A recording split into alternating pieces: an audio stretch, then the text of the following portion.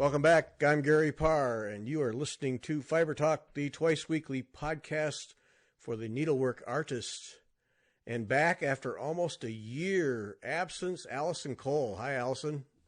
Hey, Gary. Good to be here. Thanks for having me. Oh, thanks for coming back here. Now, it was November of 2018 that we first talked. It just doesn't seem that long ago. No. And we got Alison here today because she has a new book out, and I've been monitoring the progress of that book. And I said to myself early on, when that thing is ready to go, we got to do a show because I got to learn about it. So we're going to learn about gold work, and then your new book, Gold Work Masterclass. And I've seen you sent me several pages here, and I was ready for, with a title like that, I was ready for a book that I couldn't even relate to. But this book is, this is perfect. Anybody can get in this. Yeah, definitely. It's aimed for beginners upwards. So it's a book for everyone. So it's based on the Goldwork Masterclass that I'm teaching at the Embroidery Guild. They've actually just finished their classes, and they set up their exhibition on the 1st of September and have their opening night party on the 6th of September. So it's just around the corner for them. They're frantically trying to finish their final pieces. But I've incorporated not only that, but all what I put in my beginners classes and in my intermediate certificate classes as well. So it is a book for everybody. So and it's written so that everybody can understand it. Yeah, well, that table of contents, that's about as comprehensive as you're going to get when it comes to really any stitching technique. Boy, that's just a couple, 3 pages of topics, and that's because I just sat there. Holy smokes, the whole waterfront is covered with this one. This is really great. Yeah, well, being a masterclass, you've got to try and touch on as much as you possibly can. And it would be nicer to go into more detail in some of these subjects, but that's for a future book. So at the moment, you can't fit everything into one book. The book weighs nearly 1 kilogram now. So oh my. the shipping is horrendous on it, and we've tried to keep the price as low as we can so that people can afford it, because it really is. It's like a university textbook. It has everything in it. Yeah. So. And the timing is great because we're recording this. Let's see, this goes up Sunday, and we're recording on Wednesday, and the books are arriving today. So, yep. How fresh is that? Yep, hot off the press. Yeah. Well, we were going to talk about goldwork stuff first, but let's just talk about the book. So, what gets you going? What makes you want to do this book? Because this is so comprehensive. You got to make a decision early on about what kind of book you're going to do when you go into this depth. Well, the whole reason for doing this book is the same reason I did the Stumpwork Masterclass, is that producing this course for only 15 ladies is a hell of a lot of work for only 15 people. And while the course will run again, and I anticipate it'll run over and over the next however many years. I mean, it's a 2-year course to start with. So, and then I've done my lifetime's research that I've been doing before that, but then I did some more intensive research leading up to it, and I had probably 2 years of prep work leading up to it. So, when you're putting that much work into something, you think, well, I'm going to publish it because then it can get out to a wider audience. It needs to go to more than 15 people. And it was the same with the Stumpwork Masterclass. It was a massive amount of work. 7 years of my life went into that one, and numerous overseas trips and research and study. And so this is the same. It just seems a shame to not get it out there for everybody who enjoys goldwork embroidery or who'd like to take it up. Yeah. So if someone taking your classes, then this should be right at their side. Yeah, well, next time we run the Goldwork Masterclass at the Guild, we'll be able to say, "Here's the book," Whereas, the girls have been getting lesson notes. Lesson after lesson, they receive a new set of notes, which have been delivered electronically, so they can print them out and study them at home, work out in advance what they need to bring to class. So that's been really cool, a different way of approaching it to previous masterclasses. Mm-hmm. But yeah, the ones in the future, they'll actually have a textbook that they can just pick it all up and have it to go. So it'll be really good. Just like going to university, by golly. That's it. Well, a lot of the ladies say, you know, that doing the master classes that we run here with the Embroiderers Guild of Victoria, the amount of work and the amount of research that they do and the amount of stitching they have to do, it's like doing a master's, and they're putting together essays and you know, it's basically a thesis, and at the end they get a piece of paper that means nothing because no university will recognise it. Right. But, you know, it's probably in America where you do have textiles at university level. Here in Australia, it's just very uncommon. You know, there's nothing like this at university level. So we've got universities that have courses in, you know, setting up your studio and you know, different things, but not intensively looking at a subject like this. So Yeah. it's a hell of a lot of work for a piece of paper. Now, one of the things I noticed in the pages that you sent me was that you actually have at least in my mind, a notable collection of old original goldwork pieces. I do, yes. Yeah, so there's 5 images in there that have been provided by the National Gallery of Victoria, which are credited as such. And there's 4 images, I think it's 4, from the Embroiderers Guild's collection, but all of the other antique pieces in that are from my own collection. So I have a piece, I don't have a piece of Opus Anglicanum, unfortunately, but I do have a piece of original Ornaway, which is close to 600 years old. So that's probably my oldest piece of gold work in my collection. Probably my most impressive piece of gold work in my collection is the Matadors suit of lights, which is beautiful, absolutely beautiful. Yeah, I have to say that picture stopped me. Like, wow, you own that thing? Oh my! Yeah, I'm very lucky. Yeah, where did you find that? Online in America. It was in an auction in America, and I put in a bid and went to bed. And I actually went to bed in a very bad mood. A friend of mine had just passed away, and I said to Steve, I want to up my bid. And he says, no, we talked about this, and we talked about how much it's going to cost and how much, you know, the buyer's premium that gets added on and then the shipping that gets added on. Right. And, you know, we start with how much we're prepared to pay and then have to take those things into account and work backwards. And so I was really, I was grumpy with Steve because I wanted to put in a higher bid. And so the next morning I got out of bed and I opened up the laptop and I thought, oh, well, let's see how much it went for. And, you know, and I went, oh, hang on, that's under my bid. I was like, oh, I got it. Oh, my. I actually got it for less than what I'd initially put my bid in for. So, yeah, there was just nobody bidding against. Well, there were people bidding, but they'd stopped. So yeah. I had a couple of $100 grace there. So the really sad part was it arrived while I was teaching in Canada. I passed it on the way over. So Steve sends me photos. Actually, he Skyped me. We never Skype, but he Skyped me that day. He said, look what I've got. Oh, like, wow. Oh, you bugger. So, yeah, he unpacked it, made sure it was all intact and everything was good because I was gone for a month. So it was, there's a dilemma where you want to leave it in the box so that you can open it, but I'm sure he's debating in his mind, I really need to open this to make sure it's okay. Yeah. Yeah, it is. And sometimes I order things while I'm away. There was, when I was away teaching in America last time, I'd ordered a Bavarian bonnet, and I found that online at an auction while I was away, and I put in a bid and I got it. I was like, yay. And so I said to Steve, you'll be getting a box from America. Don't worry about opening it. Just put it in the bedroom. Don't ask questions. That was it. Yeah. Yeah. Yeah. So that was the Golden Hawk. So, and like I say, I had been bidding on those at many auctions overseas, and I'd never been successful in getting one. So I was really thrilled to have gotten that one. So yeah, and this suit of lights looks to be in terrific shape. It is, and it's fabulous because it really tells a story. Because you can see where it's been let out. Bullfighters are tiny little men, you know. Mm-hmm. They're like, I don't know. I'm sure that my son at 15 was bigger than what these, and my son's a skinny, weedy kid, but he would not have fitted into the pants of this bullfighter's costume. Oh, my. Oh, you have the pants too? You have the jacket and the pants? The jacket, the pants, and the vest. So I have. Oh.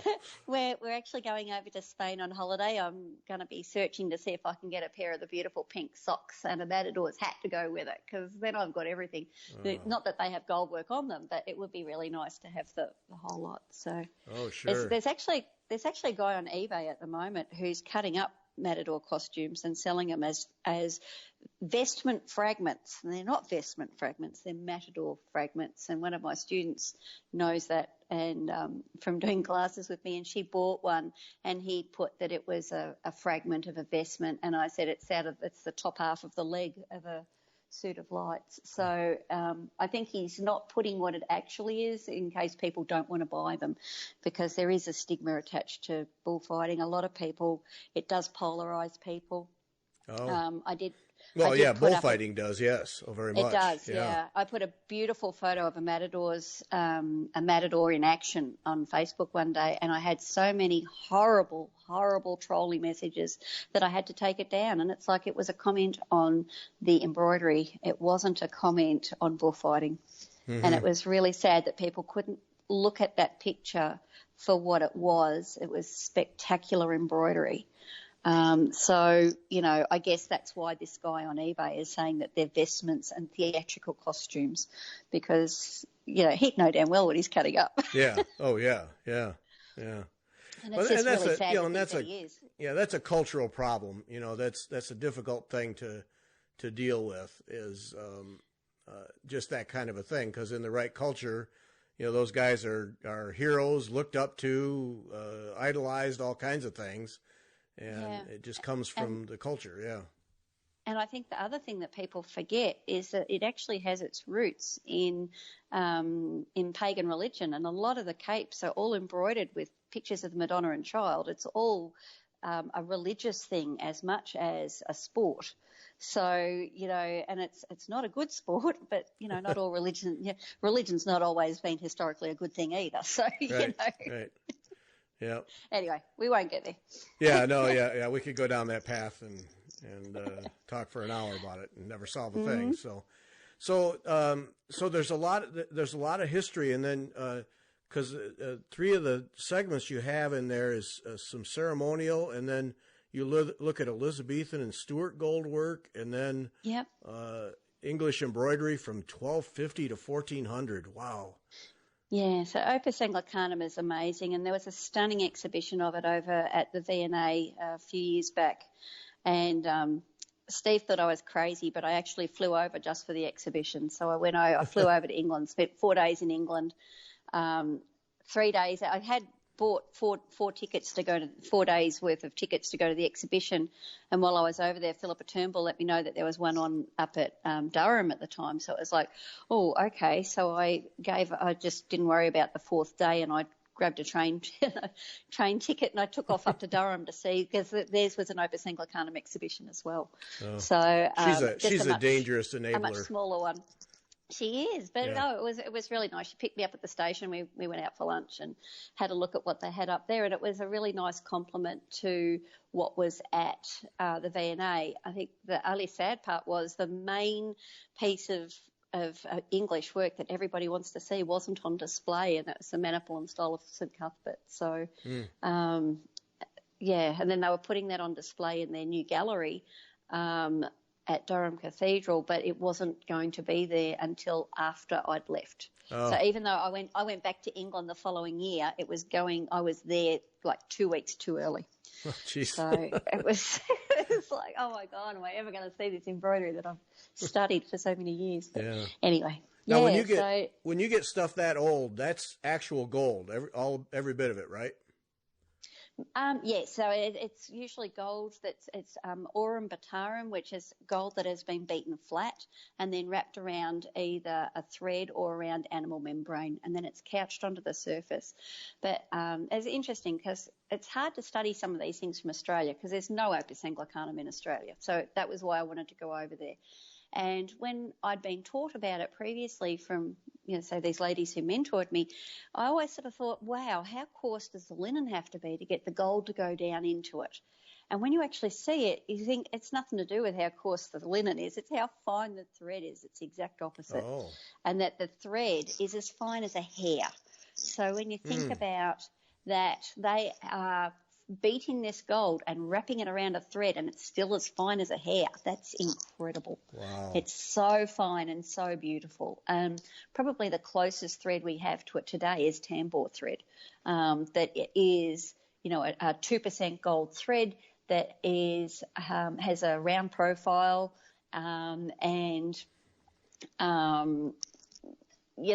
is really fine, but it's still not as fine as what was in some of the really old pieces. It's just gobsmacking. So it was fantastic to sit there and study. Yeah, that amazes me, the craftsmanship that goes into the materials that result in beautiful craftsmanship. Oh, definitely. Yeah. And when you think that, you're not even in an era of steam, you're back in water-powered mills and horsepower. So it's just incredible to think that some of these things that they made and the things that they embroidered were just to die for. And like I say, it was brilliant. And the funny part was the V&A hadn't thought that people would want to spend a huge amount of time there. You couldn't get a pass out. You could only get a pass out to go to the toilet. You couldn't get a pass out to go get lunch. And so I'm like, I've got a banana in my handbag so that I can get a pass out, go to the toilet, eat a banana and come back. Because I was spending the whole day there sketching and taking notes and just trying to get as much information as I could.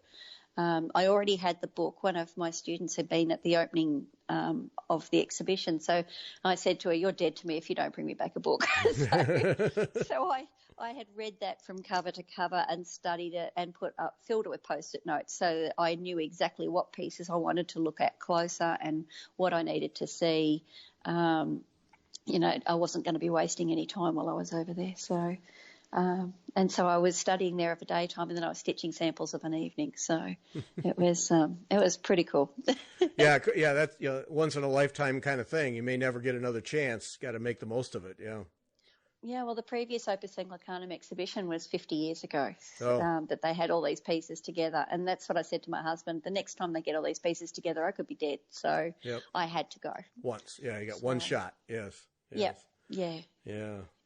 Now, the interesting thing about this book is so many books are project books, but this is not a project book. There's one sampler in this thing, right?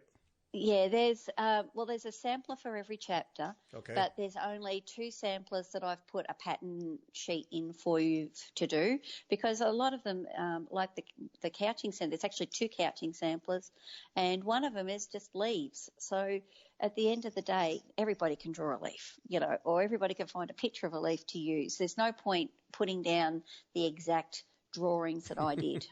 Whereas where I have turned the sampler into a design, then I've given you the design so that you can have a go at doing it. So there's an outline there for one of the Opus Anglicanum pieces. There's where I've put about in the section on gold work being combined with other techniques. There's the outlines there for a blackwork project, so blackwork and gold work, and a stumpwork gold work, and actually 2 blackwork gold works, and a silk and gold based on English leek work. So.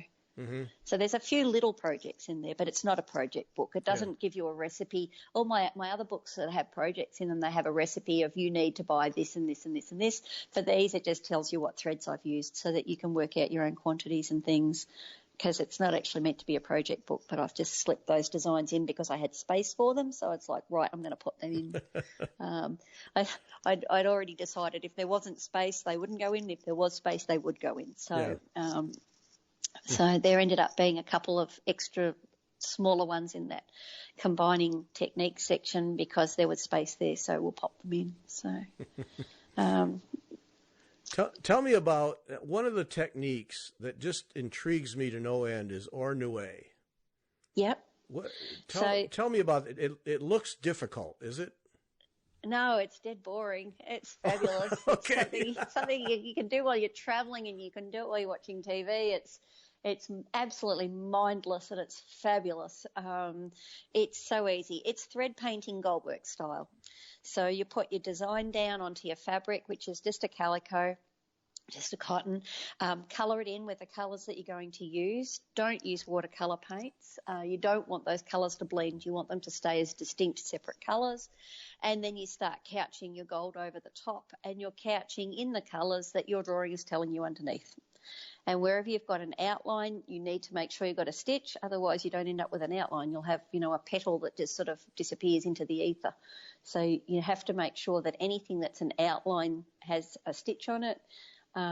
Traditionally, it was done horizontally, couched in pairs using a fine thread, about equivalent to a passing thread number 3 today. And they would couch them horizontally in pairs.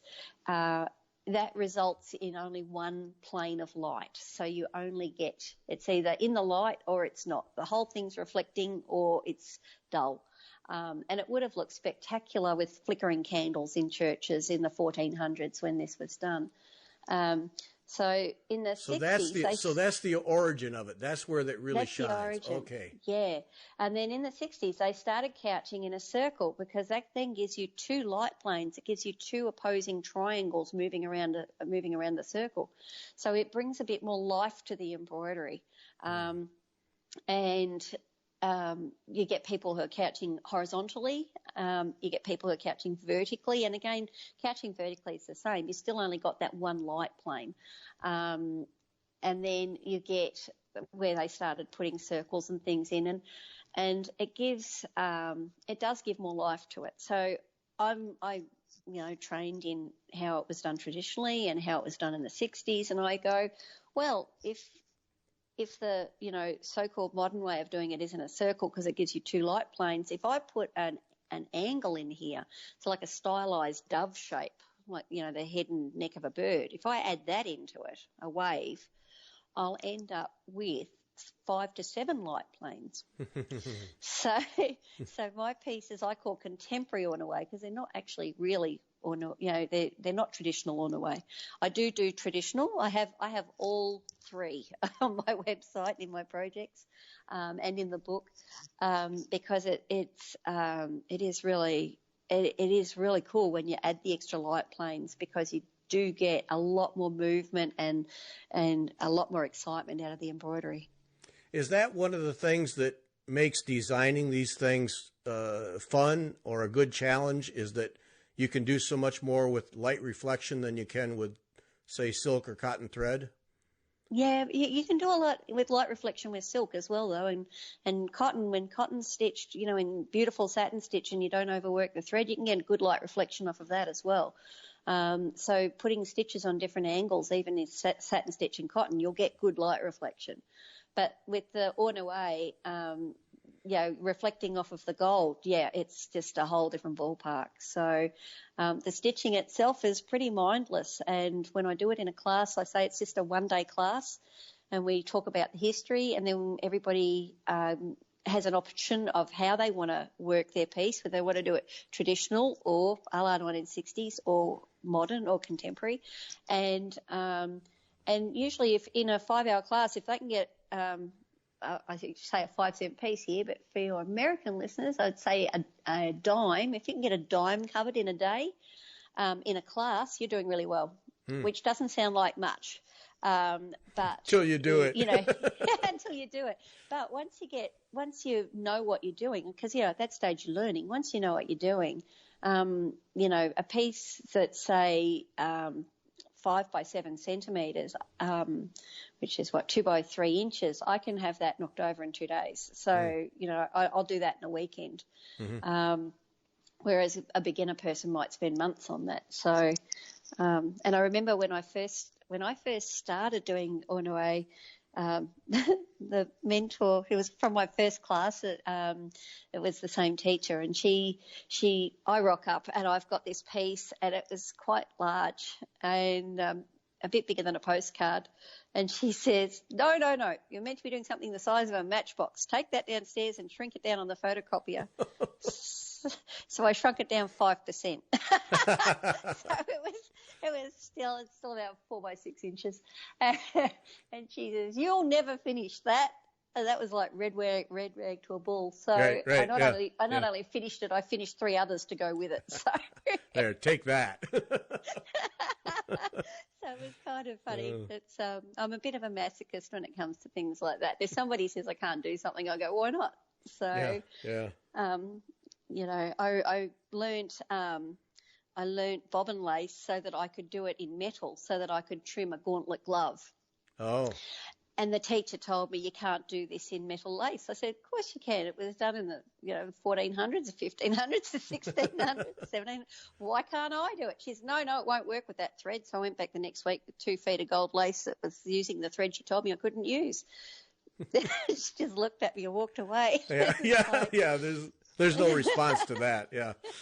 Yeah. And so I still haven't done that gauntlet glove, but it is actually, I have started it now, and that was over a decade ago. We were working it out the other day. It's about 14 years ago that I did that. So I'm going to have to see if I can remember how to do lace now that I've finally started the glove. Yeah. Take me through, you have chapters on padding, couching thread, ornoué, which we talked about, purl, and fillings. What do those chapters give to me as a reader? They give you techniques and materials. So when you're looking in the padding one, it's telling you all the different things that you can use for padding, like padding with felt, whether you're then layering the felt or using a single layer, whether you're stuffing the felt, whether you're using thick felt like carpet felt. So, it's giving you all the different options, and it's showing you what the material looks like and telling you how to use it.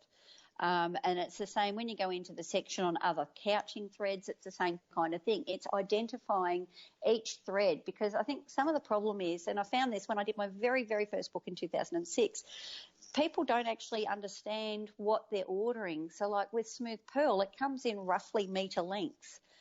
I've had people accuse me of cutting it up. Why did you cut it off the reel and cut it up? And it's like, it doesn't come on a reel, and it's manufactured in metre lengths.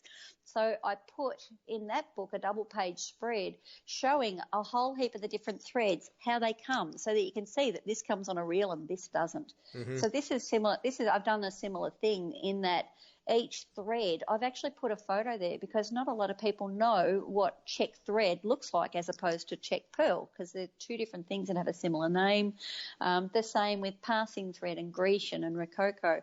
They hear these, but they don't actually know what they're getting. And it's really hard for people. I mean, even some of the girls who've spent 2 years doing the masterclass with me are still have a bit of trouble identifying some of the threads that they don't use very, very often. Yeah. So it's a way of identifying the thread and finding out how it's used. And some of them are used, like everything that's a couching thread is couched on the surface. I get people who say, you can't couch with this couching thread. If it says couching thread, it means you're taking a Gutermann thread and couching it down, or a silk thread and couching it down. You're not actually doing the process of couching. And some of these are nearly as thick as my little finger. So, and some of them like to have a stitch that is at right angles to it. Some like to have a stitch that's on an angle. Some you stitch through the centre of. You come up and split through the middle of the twist and then go down, which is also the way I apply a twisted cord, because your stitches end up invisible and it's a more secure method of application. So it's looking at each individual thing and what it looks like and how to use it. Okay, so then this book, even if I'm not using a particular type of thread, when I come to it at some point in the future, this will help me get oriented and know what to do and what not to do. Okay. Exactly. Yeah. Yeah. And then for the Elizabethan and Stuart section, it's all really worked in passing threads. So what it is step-by-step photographs of how to do these beautiful stitches that seem so complicated. And once you've got them, you think, how did I not get this? They're very interesting, and I love the way they interlace, and to say plaited braid stitch is a stitch that really does a lot of people's heads in. But I think for me, a lot of people are trying to do it with things like yarn, or stranded cotton or pearl cotton. And the problem is that as you're doing the weaving part, your needle will just spear straight through the thread. Whereas when you're using the metal threads, you can't spear through the thread. It will slide through that weaving. It will go under the loops. It won't just shortcut straight through the thread, because it hits the thread. It's like a little brick wall. It can't go anywhere. Yeah. So when people want to practice it with a cheaper thread, I actually tell them, no, don't. It's worth practicing with your good metal thread, because it's actually easier. You'll get it quicker and easier by using the right thread. Yeah. So that section's all step-by-step photographs, because I think most of the books that are out there are mainly like, with a drawn needle and, one or two steps. They're not actually breaking it right down into do this and then it will look like that, and then do this and it will look like this. So I think the best book on the market by far is Jackie Carey's book, Elizabethan Stitches. I find that most students can get plaited braid much easier from that. A lot of the things that are out there tell you to they've got you working a different direction. So when they've got you working towards yourself, and plaited braid stitch is much easier when you're working away from yourself. So so I've tried to break it down even further than what Jackie's done. So, like I say, I think Jackie's book is a fabulous book for Elizabethan stitches, and I haven't got all the stitches that she's got. She's got way more stitches in her book. I've just looked at the common ones that are in a lot of pieces of work that people, if you're wanting to have a go at making a reproduction coif or or a jacket or something, then these are probably the main stitches that you would use. So yeah. As far as gold stitches, so as I say, Jackie's book's got all the silk stitches and things in it as well. This is just looking at from a gold work point of view. Mm-hmm. Now that speaking of other types, then you have a whole section where you're combining with more traditional embroidery techniques. And you have silk shading, stump work, needle lace, black work, canvas work. In the old world tradition, was that done, or is that more of a modern day thing to combine? Okay, so when you're looking at pieces of stump work, gold work was always in it. Mm-hmm. There was always elements of gold work in stump work, but there wasn't always detached stump work elements in gold work. So it was kind of a one-way relationship. They share a lot of the same paddings. I've always looked at, if you're going to do stump work and put gold in it, why not do some gold work and put stump work in it? So, it is a two-way street, but historically stump work has gold work in it. And it used it to great effect, and some pieces, there's a piece at Fenton House, it's just about all metal thread. There's a lot of silk in it, but there's a huge, a lot more metal than there is in other pieces. And there's a couple of pieces at the Burrell collection that are like that as well. Silk shading has always, in later years, probably in the last 200 years, silk shading has been, silk was used a lot in Opus Anglicanum, and it was used as split stitch. So silk has always been used with gold work, going right back. But as far as doing silk shading goes, that's probably more only, a few hundred years old. And probably the most famous, as I said before, is leek work, which was Thomas and Elizabeth Wardles set up the Leek Embroidery School and the Leek Embroidery Society, and it was a way of creating church furnishings and employing local ladies, and he was actually a silk importer, so it was kind of a vested interest. So he was importing the silk and dyeing it, and this is at the same time as William Morris. He actually was teaching William Morris how he dyed his silks. So that was when William Morris started dyeing things. So it's kind of very cool that a lot of these things all, if you're into embroidery history, a lot of these things are interlinked. So needle lace is something that you can incorporate into your gold work, as like say in stump work, you've got needle lace that had metal thread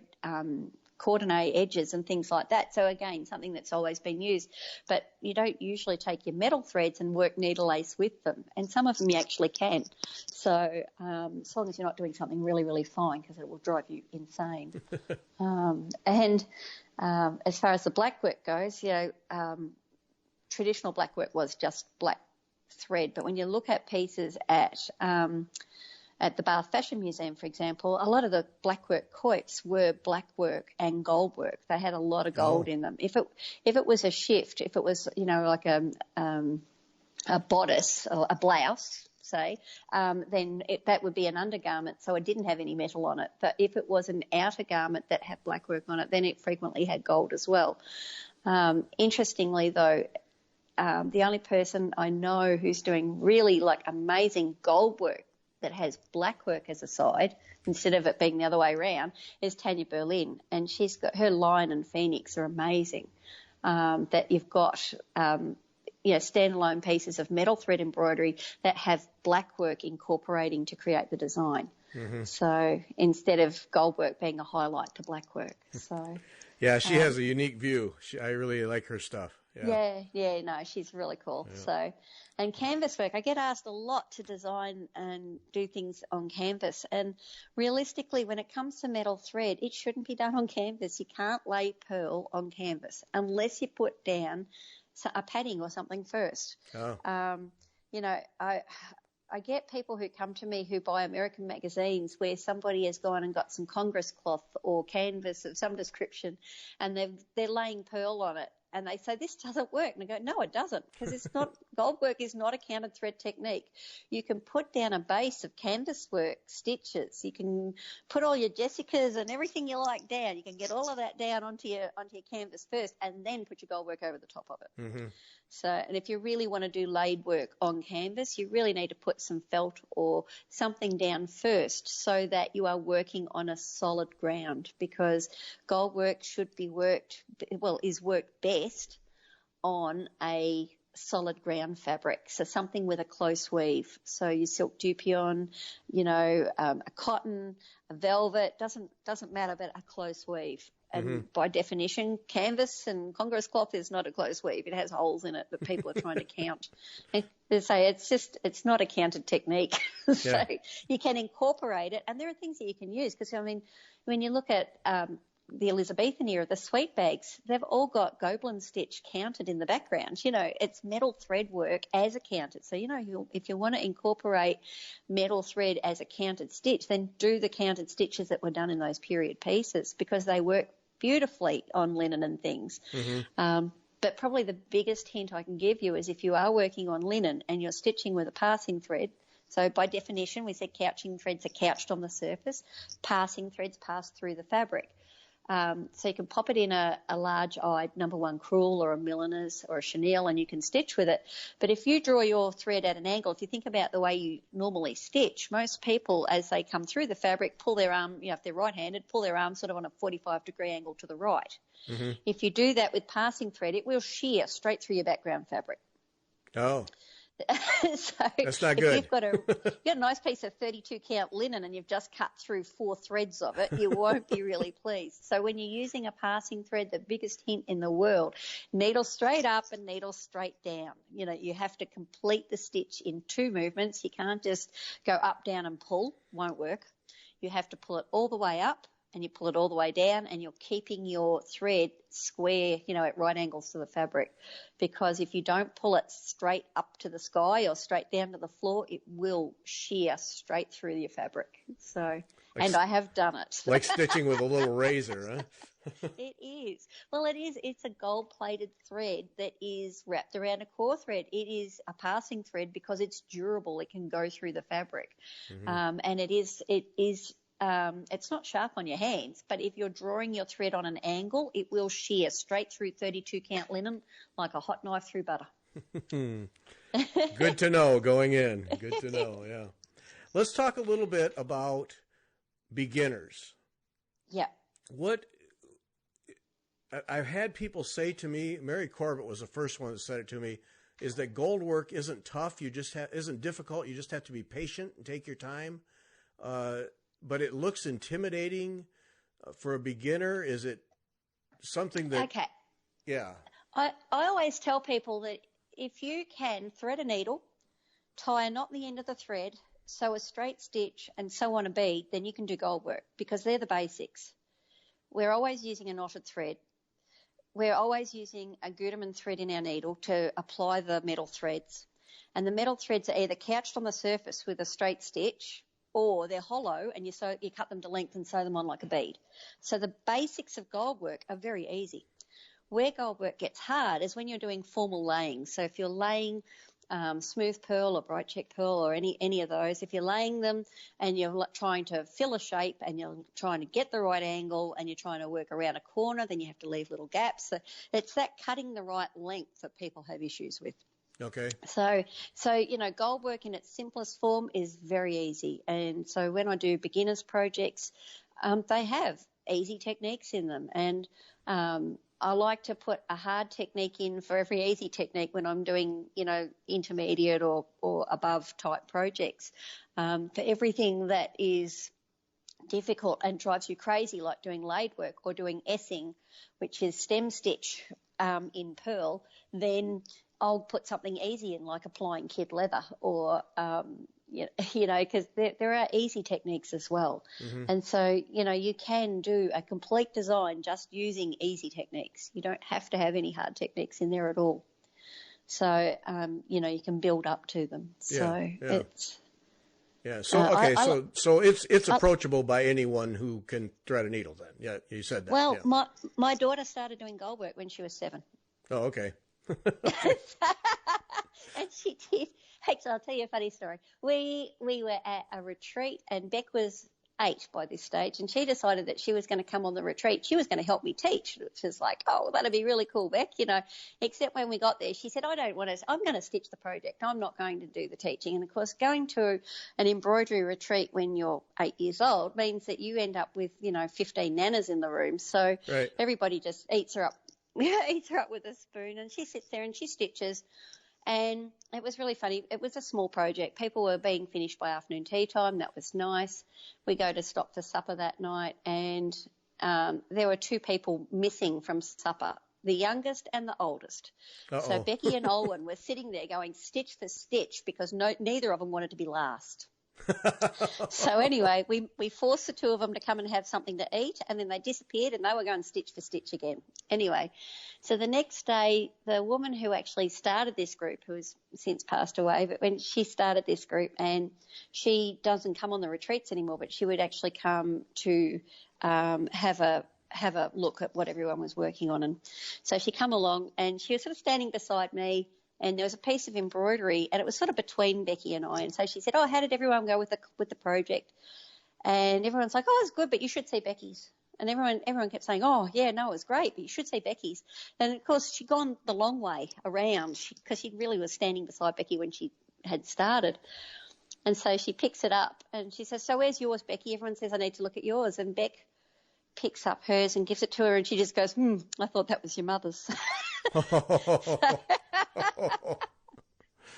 So Beck doesn't stitch anymore, but even at 8, she perfect eyesight and nimble fingers. Kids are amazing. And when I'm at craft shows, you get every now and then, and I'm a member of the Embroiderers Guild, and I love the Embroiderers Guild. It is the best institution in the world, but you get the odd people who like to think that gold work is elitist, and they, oh, no, you can't do that. That's for very experienced stitchers, and I laugh.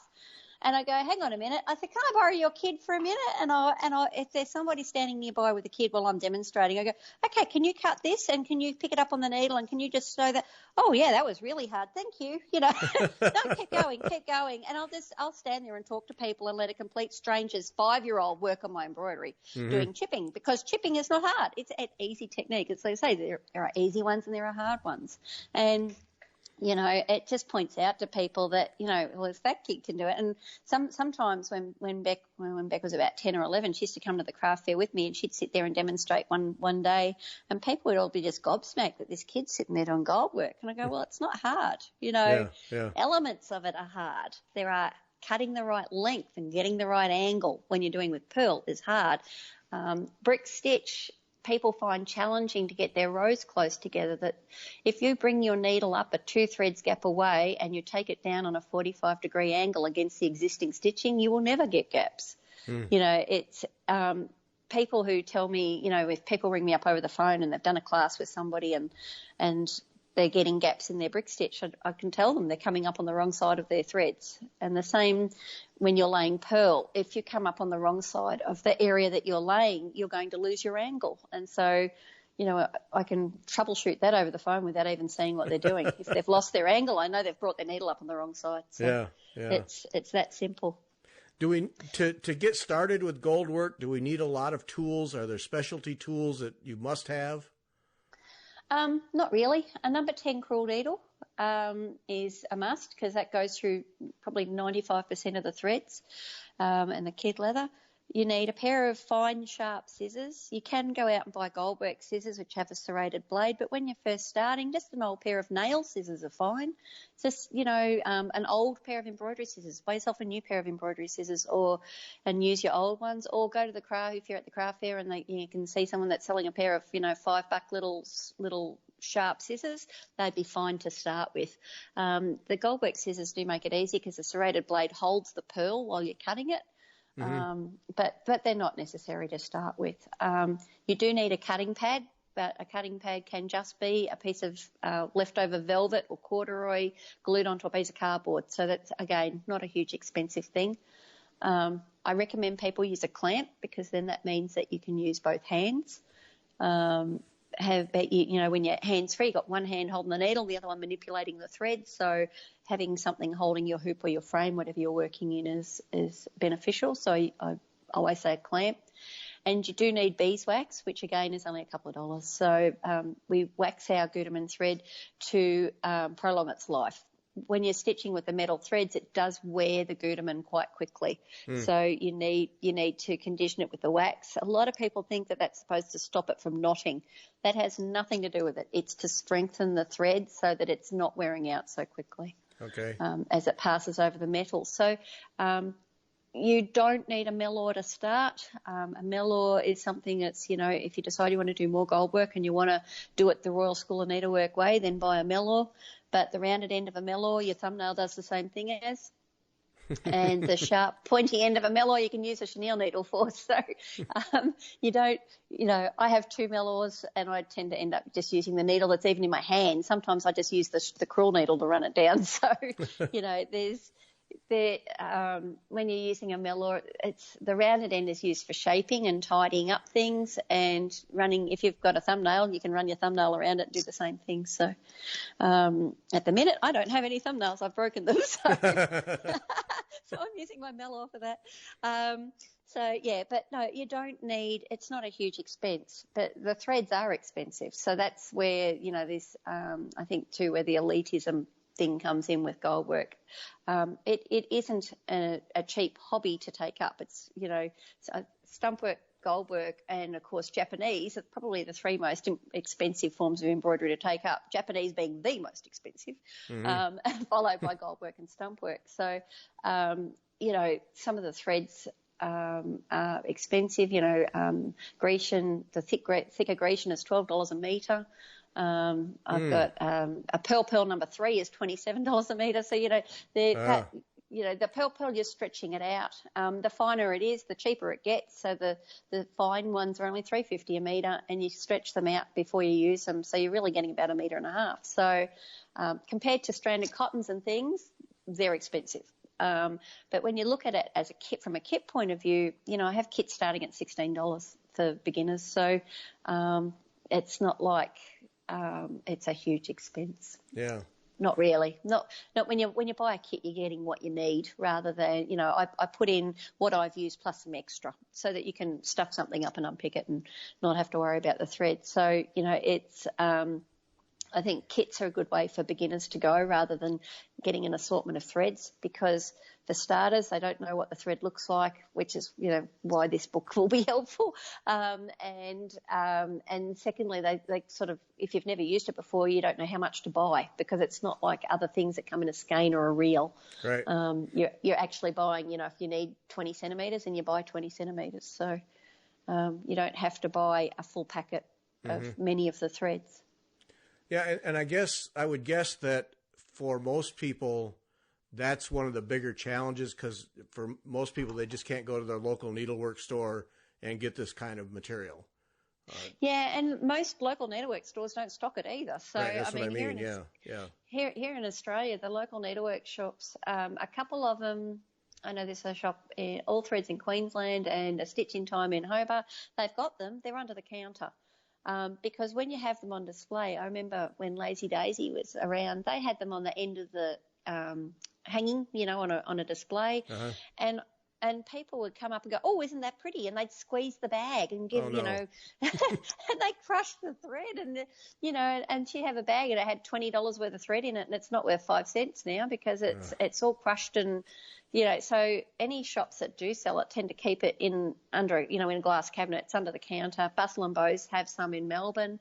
A lot of shops stock a little bit so that they can keep people going. But they by no means would they have the full range of threads. And myself, at any one time, I've got about 90% of the different threads in stock. Mm-hmm. And I'm always happy to order. So if I don't have it, I'll order it in for you. It's that easy. But all of these threads are handmade in England, and they're all made to order. Oh. So they're not stockpiled. So you have to wait for them. So an order could take 2 months to arrive, and if they're busy, it could take 3. I'm constantly the orders I placed a week ago were for what I need for summer school in January. So, I'm working 5 and 6 months in advance when I'm ordering in threads. And and England is pretty much the global source for these kinds of threads? Well, it is, but they're also they're made in France. They're still made in France. I don't actually have a French supplier, but I know you can buy them in France, and I know they're French threads. I know that they're made in Germany because I do have some German threads. And some of the threads that are sold through laces are German threads and French threads. So, and I have some thread that somebody brought back from Dubai for me. It is used throughout the world. Goldwork is pretty well a very widespread across the world thread to use, and so it is made in all these different countries. And so like in Japan, they don't use the pearl threads, they only use couching threads, but they produce them themselves. And when you look at the names of some of these threads, like you get Jap Gold. Jap Gold is because it was made in Japan, and you still get Japan thread, and imitation Jap because when it was Japan Gold, it was actual gold still. It was gold. In that case, it was gold painted onto rice paper. And then it was cut into ribbons and wound around a core thread. Wait a minute. You paint gold onto rice paper, cut it into ribbons, and wrap it? And then wrap it. So as opposed to the Aurum Batarum, where they were actually beating it out into leaf and then cutting and then winding that around the core thread. So these days it's basically painted, and you still get them. You can still get the gold thread. It's very expensive. Yeah, I can imagine. Not many people stock it. Not many people use it. Really, the only people who still currently use that actively are Japanese embroiderers. But that thread has also been known as Venice gold because it was made in Venice, and it was known as Cyprus gold because it was made in Cyprus. So that it followed the Silk Route across Europe. Until it got to England, and England is still making it. But, if you're reading any old, texts on embroidery and they talk about Cyprus gold and Venice gold, it's just a couching thread. It is what we call Jap thread today, or in England what we call imitation Jap thread because it's not being made in Japan. So it's a metal alloy painted onto rice paper, which is cut into ribbons and wrapped around the core thread. So you think about they call it spinning. It's spun onto the thread. Which to me conjures up images of Rumpelstiltskin. Right. Which of course it isn't, but it's cool. That all these things, and they are still handmade. So you have to wait. You can't just ring up and say, send me this express post. They've got to make it first. So, that gets to that amazing craftsmanship that goes into stuff that you use to do amazing craftsmanship. And exactly. Yeah. And it's kind of sad to think that there are only, England has an endangered crafts list, and those two businesses making those thread are both on it because that's it. They are two businesses, so it's, but it's awesome, and I just love it. And I was visiting Bill Barnes and on the first time I visited Bill, and he was showing me how he makes various threads and things, and then he actually made some bullion. So bullion is fat pearl. So when you get your pearl threads, the higher the number, the finer the thread. When you get down to number 4, it's still pearl, but when it gets thicker than that, they call it bullion. And it's still hand wound onto a mandrel. So you're holding the gold thread in one hand, you hook it in the end of the mandrel, and then you turn the mandrel with your other hand, and you have to make sure that those gold coils lie side by side. Otherwise, it's like it's been stretched out already. So, and I mean, you can buy a jig like that for using with bead wire and I think they call them a whirly gig or something like that anyway, but for making coils of bead wire to put into your bead embroidery. But it's exactly the same technique as what they're doing to make bullion. And so Bill made me, he's showing me how he makes the bullion. He made this piece, and of course that only ends up about a 10 to 15 centimetre length. They're quite short. And so he puts that in my hand, and I go, oh, I'm going to just keep this. I can't possibly use this because you made it for me. He said, I make all of your thread for you. Oh. I said, yes, you do, but you made this one in front of me. So he then made another one. He said, here, we'll use this one then. So it was a huge joke, because he made it in front of me. So I wanted to keep it as like a memento of the trip and the visit. Sure. So, but it was really funny because he says, he just looks at me. He says, I make all of your thread. There's no other option. There's no other option. It's him making it, or it's Benton and Johnson making it. So it's very cool. But let's say I had a friend who came back from Dubai, and she found some while she was in Dubai, and she brought me back 100. It's probably about 200 grams. It's a lovely big hank of it, and it's a beautiful buttery apricot colour. It's beautiful. It's a rough pearl, but it has a completely different colour. That even throughout the Middle East, it's used on their bridal veils and things like that. So it's very it is across it is across the world. It's in use, but and as I said before we came to air, all the way across the world and throughout history, gold work is there. It's got different styles from different countries and different styles in different periods of time. So it's very cool. Australia's probably the only place that it didn't actually, was not something that was used. But right throughout Asia and Europe and into Africa. So there are some fantastic religious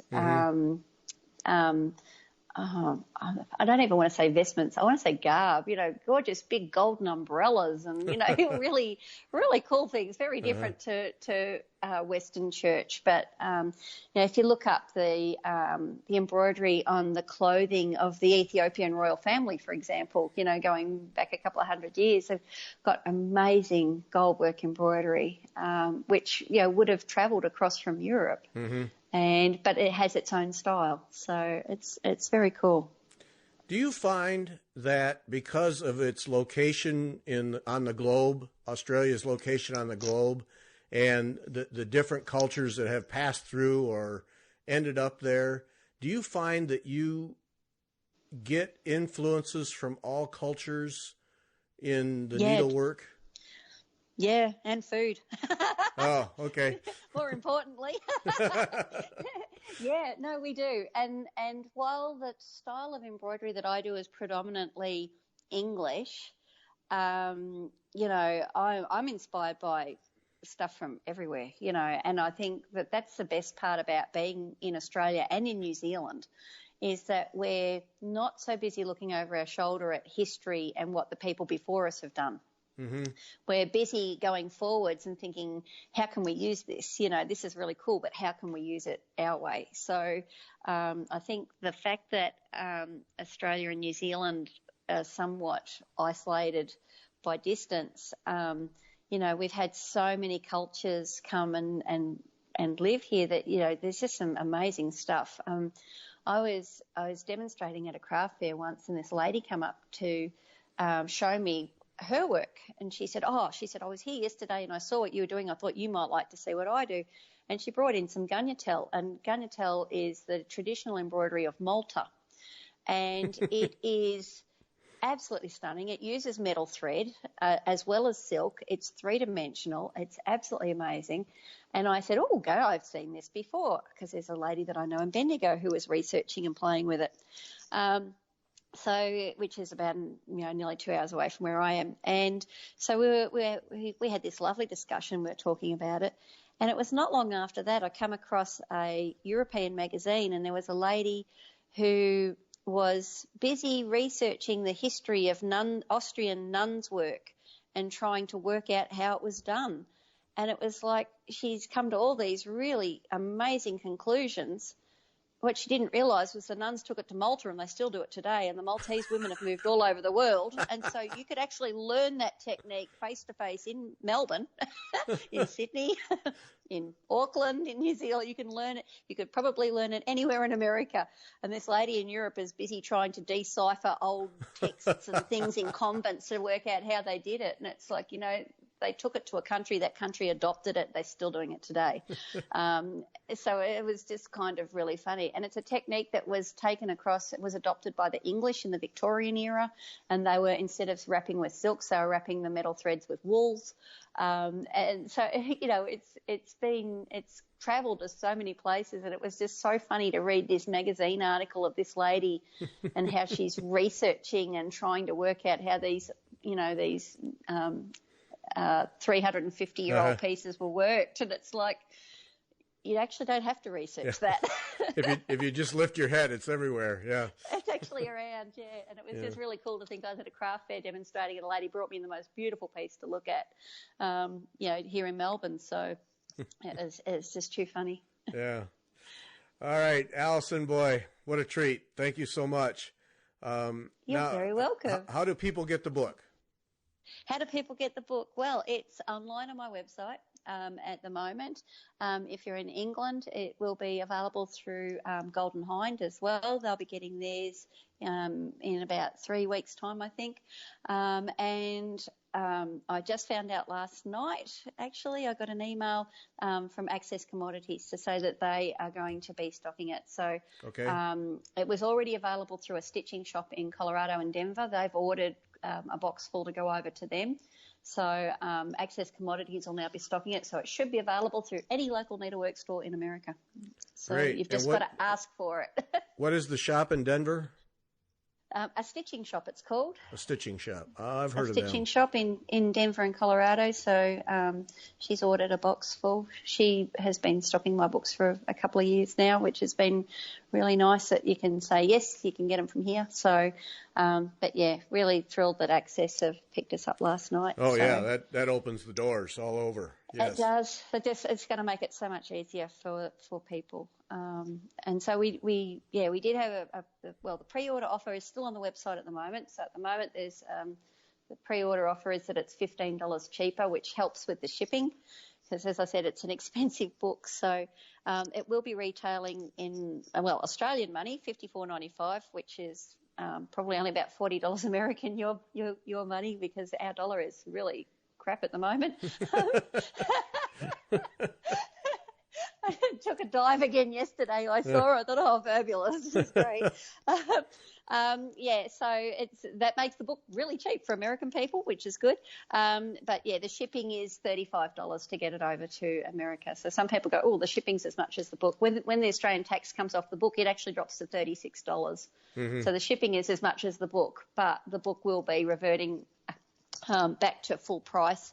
I did say it would happen when the books arrive, but because the books have arrived a week early, I think I'll probably keep the pre-order. I'll put it up on the website that it'll stay there till Monday, and then it's going to be the retail price. So it's I'll keep it there just a couple of days longer for your listeners. Okay. All right. Well, congratulations. I'll tell you, just the little bit that I've seen, it's a pretty exciting book. And, it's Thank you. One of those that I think people need to own. Yes. Yeah. Look, I'm really chuffed with it. And like I say, it's a reference book. So if you're into gold work, or if you're wanting to take it up, there's something in there for everybody. So. Mm-hmm. All right, Alison, thanks so much. Appreciate the time. You're very welcome. Thank you for having me, Gary. And thanks to everyone for listening.